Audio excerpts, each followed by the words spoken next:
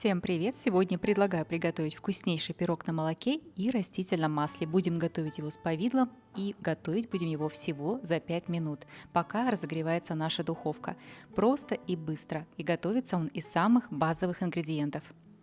Получается такой пирог очень мягкий и рыхлый, и по вкусу немного напоминает коржи для торта. Все ингредиенты для этого пирога вы сейчас видите на экране, и они всегда есть также в описании под видео.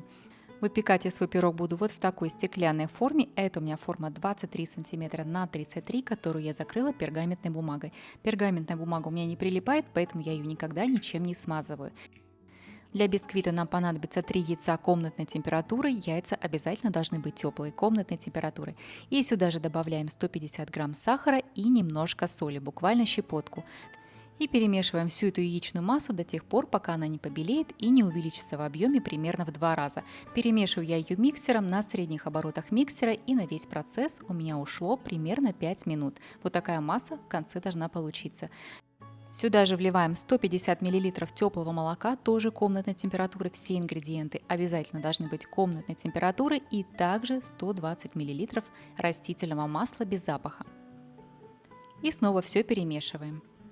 Как я уже говорила, этот пирог готовится очень быстро, буквально за 5 минут, поэтому я уже поставила разогреваться свою духовку. Ставим ее на разогрев 180 градусов по Цельсию или 356 по Фаренгейту.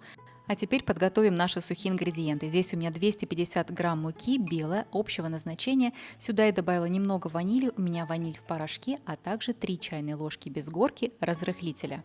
Все это немного перемешаем и будем просеивать. Здесь очень важно помнить, что у нас в сухих ингредиентах разрыхлитель, а он начинает активно действовать тогда, когда соединяется с жидкостями. Поэтому очень важно подготовить форму для пирога заранее и разогреть духовку также заранее. Как только мука вся пропала и тесто стало однородным, тесто готово, чтобы идти в нашу форму.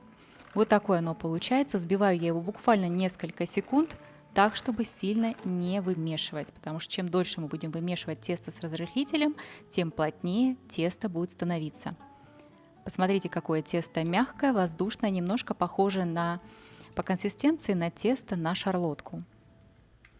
И выкладываем тесто в форму. Если у вас нет пергамента или вы не уверены в вашем пергаменте, то форму можно просто смазать сливочным маслом и немного обсыпать мукой.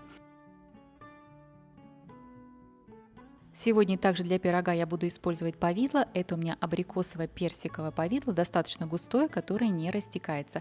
Раскладываю я небольшими такими порциями. Повидло здесь можно раскладывать как хотите, чуть больше, чуть меньше, по вкусу. Но я раскладываю так, что при нарезке пирога в каждом кусочке попался небольшой кусочек и повидла также. Сверху я немного присыпала лепестками миндаля, потому что это не только красиво, но также и добавляет свою текстуру и вкус пирогу.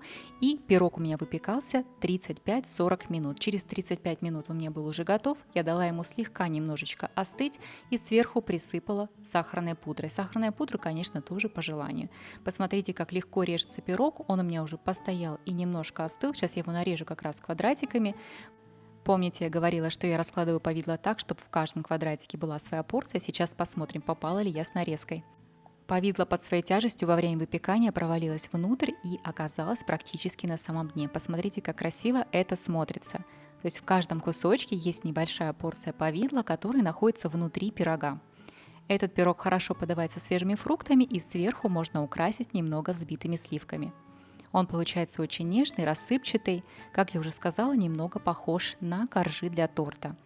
Вкусный, мягкий и ароматный. Очень просто делается, готовится, порадуйте своих близких. Это очень просто и очень вкусно. Как всегда, на все вопросы я отвечаю внизу в комментариях под видео, а фотографиями вы можете поделиться в моем телеграм-канале. Все ссылочки будут внизу под видео.